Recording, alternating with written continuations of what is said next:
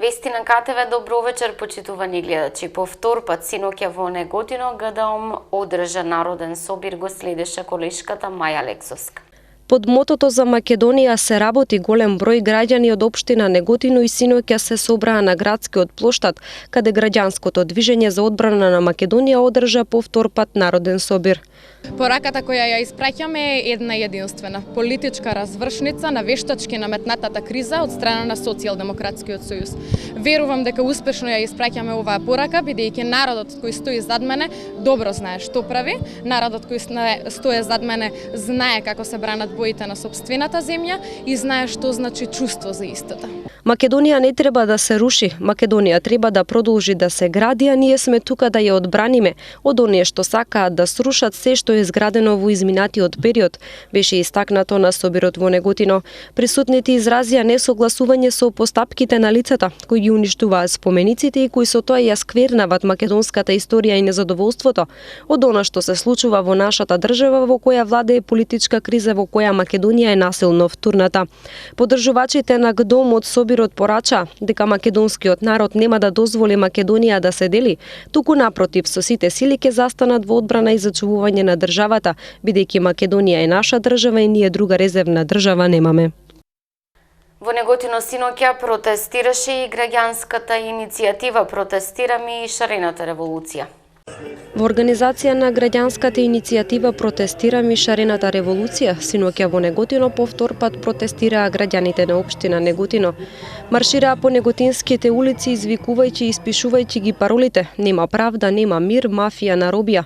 Протестниот марш стартуваше од пред полициската станица Неготино и заврши пред општинската зграда. Своје обраќање има советникот Диме Витанов и членот на извршниот одбор на Социјалдемократскиот сојуз Благој Бочварски, кои стакнаа дека полека попуштаат под притисокот оние кои ја украдоа сегашноста и осиромашија еднината на нашите деца. Тие додадоа дека Македонија и граѓанската иницијатива "Протестираме" понатаму ќе биде на нозе, се додека не се повлече аболицијата и не се создадат услови за спроведување на фери демократски избори. Секој од нас сака да биде свој и одбива да биде број. Неготино е решено дека е против режимот и дека сакаме што поскоро да си заминат. И ќе си заминат! На собирот пред општинската зграда во Неготино настапи и бендот Белизе бенд од Скопје.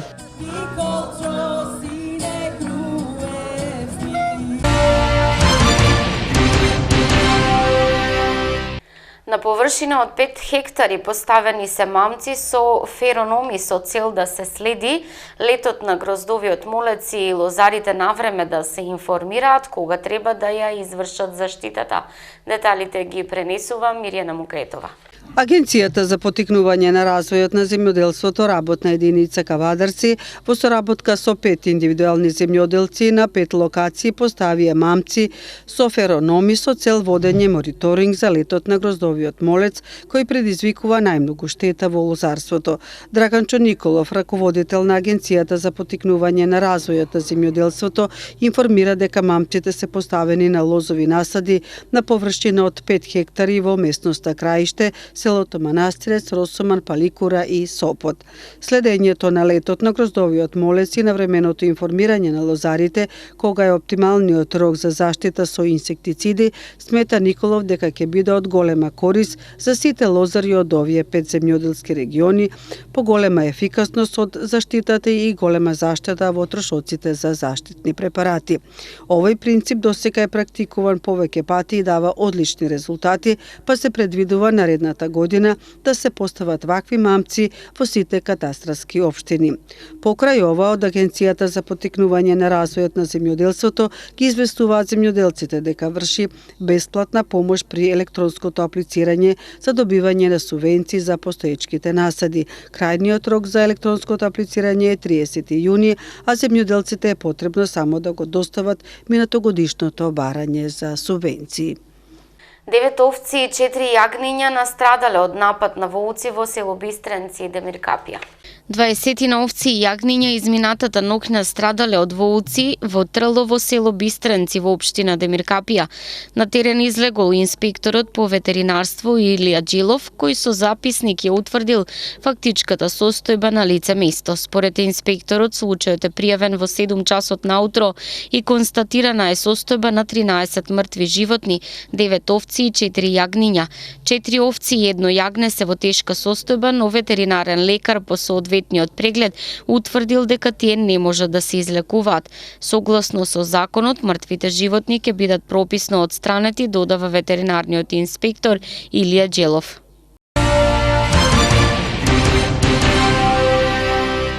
Ангел Данов информира, општина Кавадарци започна со крпење на ударните дупки во периферните делови од градот. 2 милиони денари ќе се потрошат од општинската каса за крпење на ударни дупки во градот. Интензивно се работи на терен. Вчера се крпеа ударните дупки наспроти средното општинско земјоделско училиште Ѓорче Петров, а со оваа акција ќе бидат опфатени и улиците од периферните делови на градот. Овој пат малку со поголем интензитет и со поголем обем кога се во прашање и финансиите, значи некаде околу 2 милиона денари за разлика од претходната акција кога имавме половина. Се одлучивме на овој чекор, еве почнавме неколку дена прво со отварање на ударните дупки, а сега со крпење. Меѓутоа, овој пат еве покрај тоа што присуствувам на терен, би сакал еден апел да упатам до граѓаните. Се одлучивме вака на поголем износ затоа што многу пати имавме замерки од луѓето кои што седат на улици во периферијата дека не секогаш има доволно асфалт за нив. Овој пат имаме поголеми количини токму за нив. Ние направивме одреден скен и на главните улици и на периферните улици, меѓутоа еве би ја искористил оваа прилика да упатам апел до сите граѓани. Во наредните 3 дена во граѓанско-информативниот центар во локалната самоуправа можеби ако имаат време да пријават некој дефект или некоја ударна дупка предизвикана од дефекти од јавното претпријатие Комуналец или пак од дотрајаност на асфалтот и да тоа го пријават во наредните 3 дена за да го ставиме во планот и да извршиме крпење на ударни дупки и на позиции кои што се малку подалеку од центарот, со тоа нели да не ги делиме граѓаните на оние кои што живеат во центар и оние кои што се на периферија. Наредните денови до петок еве упатувам апел да го пријават тоа за да го ставиме во план и да што е можно побрзо завршиме со оваа работа. Летото кое е пред нас ќе биде потопло од вообичаено, така велат метеоролозите и последните истражувања. Сезонскиот изглед на времето во Македонија за период јуни-јули-август 2016 покажува дека температурите на воздухот ќе бидат малку повисоки од просечните, но тоа надминување нема да биде повеќе од 1 до 2 степени. Количината на врнежи ова лето се очекува да биде во рамките на просекот, со можност на посушен источен дел и поголема веројатност на позитивно надминување во останатиот дел од републиката. Во август и температурата на воздухот и врнежите ќе бидат во рамките на просекот. Од Управата за хидрометеоролошки работи на Македонија информираат дека постои веројатност во летната сезона да се јават периоди со исклучително топло и сушно време, како и веројатност за изразени негативни отстапувања од вообичаените средни вредности на температурата, но и влажни продори. После исклучително топлиот април, што според мерењата е најтопол во историските податоци од 1950 година, мај досега се покажа како релативно постуден и доста врнежлив. Историски гледано, измерените температури и врнежи не се невообичаени за овој месец. Според истражувањата и анализите кои се вршат во секторот за метеорологија, споредбата на првата декада во мај со историскиот многогодишен просек од 1981 до 2010 година, просечните температури на воздухот се значително пониски некаде и до 2 степени, исто како и средно максималните кои во Крива Паланка се пониски и до 3 степени. Средните минимални температури се пониски од многогодишниот просек во првата декада, освен во југозападниот дел каде што имаме позитивно отстапување. Врнежите во првата декада од мај се надпросечни, освен во јужниот дел од републиката каде се измерени просечни вредности.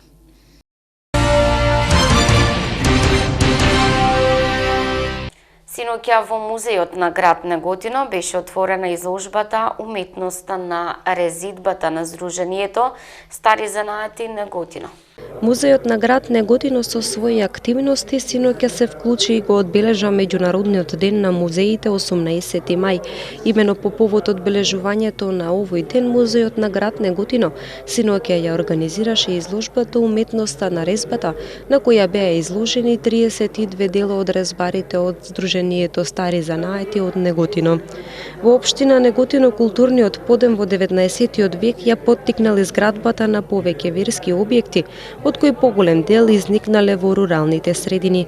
Потребата од нивното интериерно уредување и украсување ги развило занаетчиството и ликовната дејност преку фреско живописот, иконописот и резбарството се придружуваат на природбенското движење од другите македонски подрачја.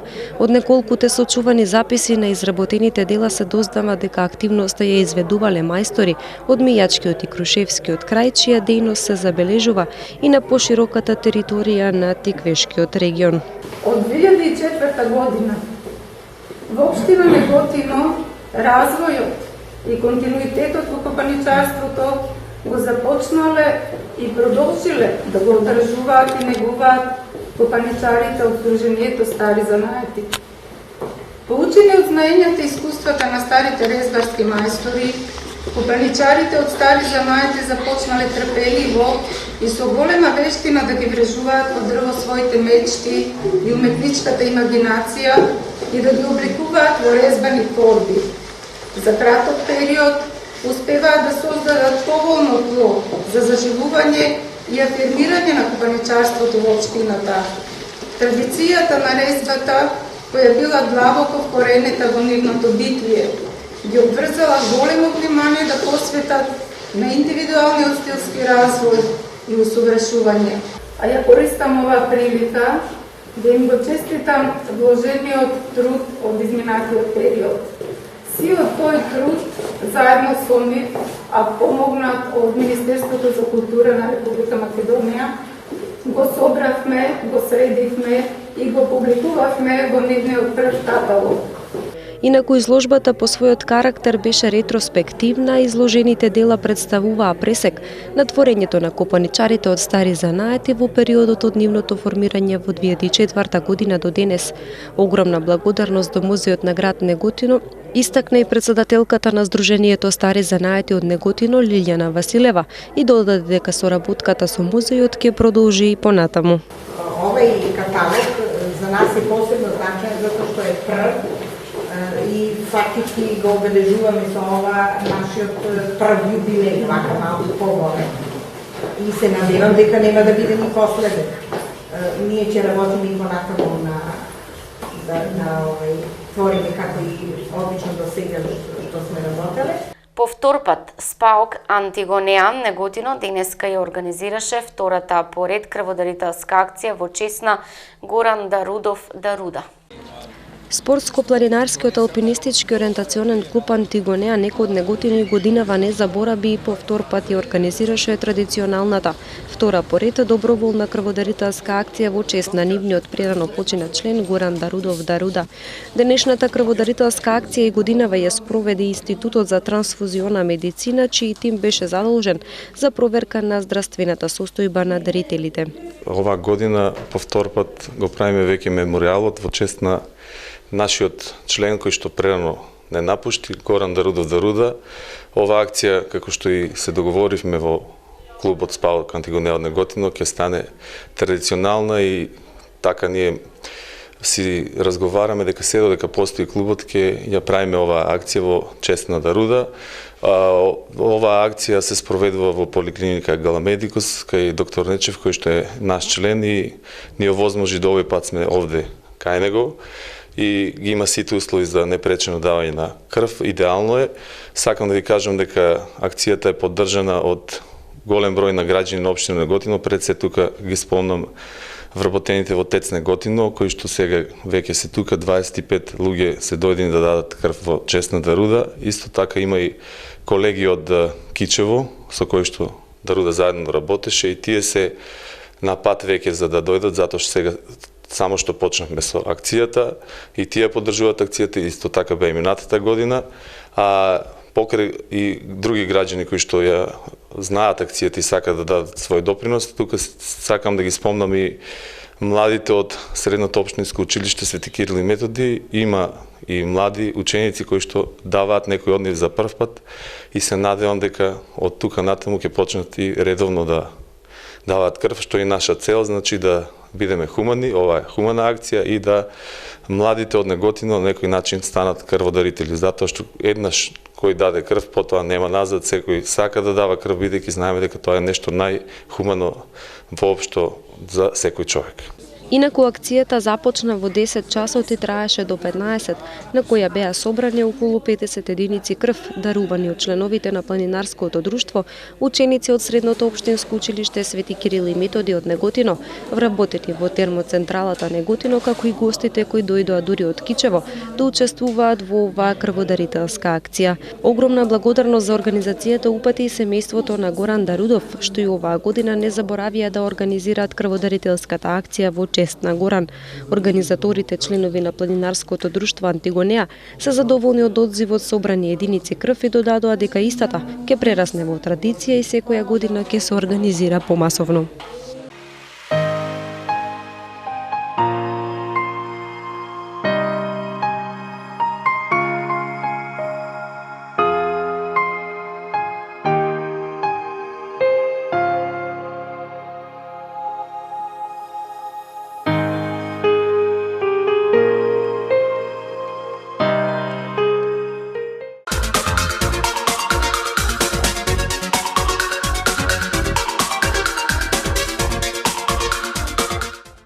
По продолжение, какво време не очекува? Под влијание на влажен бран, утре и во сабота времето ќе биде облачно со врнежи од дожд и појава на грмежи. Пообилни врнежите ќе бидат во петок во вечерните часови, особено во западните и јужните делови, и се очекува да наврнат и на 30 литри на метар квадратен. Утре температурата до 23 степени. Во сабота дневната температура ќе опадне за 5 до 6 степени, а од недела се очекува стабилизирање со пораст на дневната температура. Гледавте вести, имајте пријатна вечер со програмата на КТВ.